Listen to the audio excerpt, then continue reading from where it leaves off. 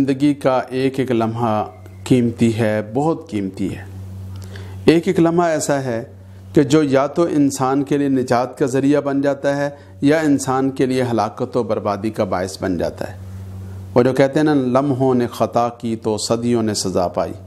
یہ لمحے ہوتے ہیں، یہ وقت ہوتا ہے جس میں انسان کی غلطیاں، اس کے گناہ ہمیشہ ہمیشہ کے لیے اس کی بربادی کا باعث بن جاتے ہیں۔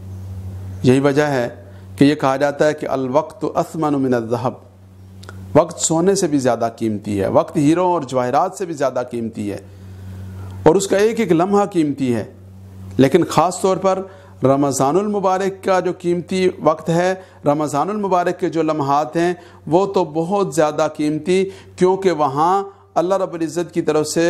ہر عمل جو ہے اس کا جو اجر ہے، اس کا جو بدلہ ہے، اس کا جو ثواب ہے وہ کئی گنا بڑھا دیا جاتا ہے۔ فرض کا اجر 70 گنا بڑھا دیا جاتا ہے، نفل کو فرض کے برابر کر دیا جاتا ہے۔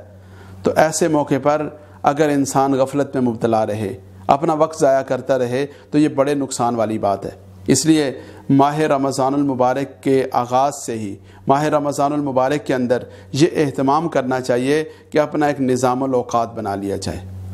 کہ جاگنا کس ٹائم ہے، سونا کس ٹائم ہے، آرام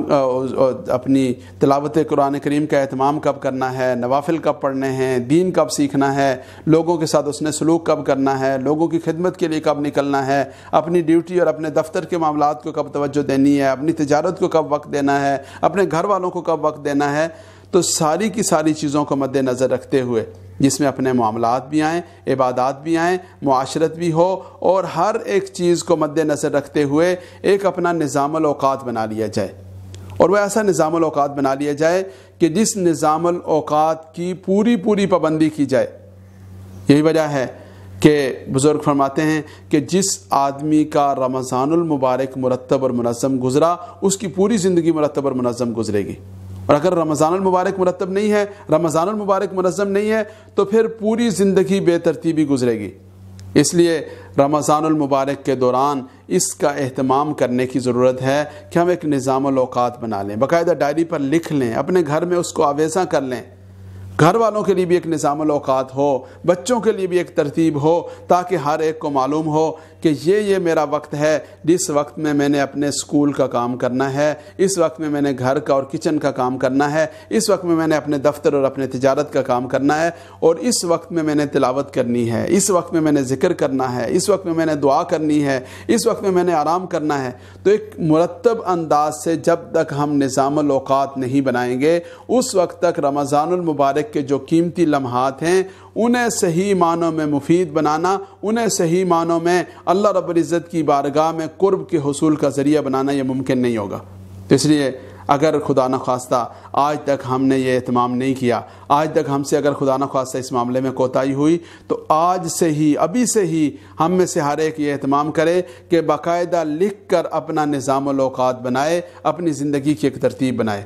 اپنے بچوں کے لیے، اپنے ملازمین کے لیے، اپنے دوستوں کے لیے، اپنے اہل خانہ کے لیے، ہر ایک کے لیے ایک نظام اور ایک ترتیب تشکیل دے، اور اس پر پوری سختی اور پورے اہتمام اور پورے عزم کے ساتھ کاربند رہے۔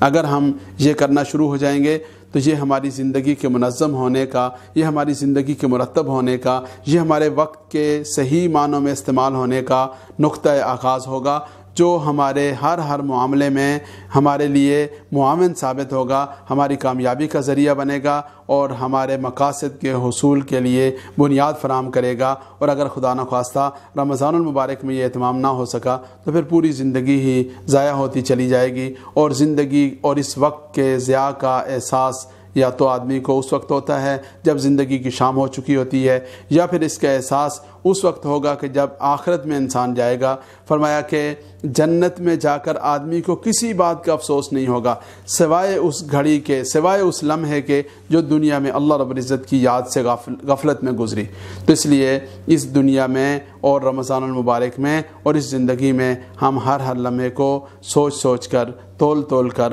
مرتب انداز سے صرف کرنے کا اہتمام کریں، تاکہ یہ ہمارے لیے کامیابی اور خیروں کا باعث بنے۔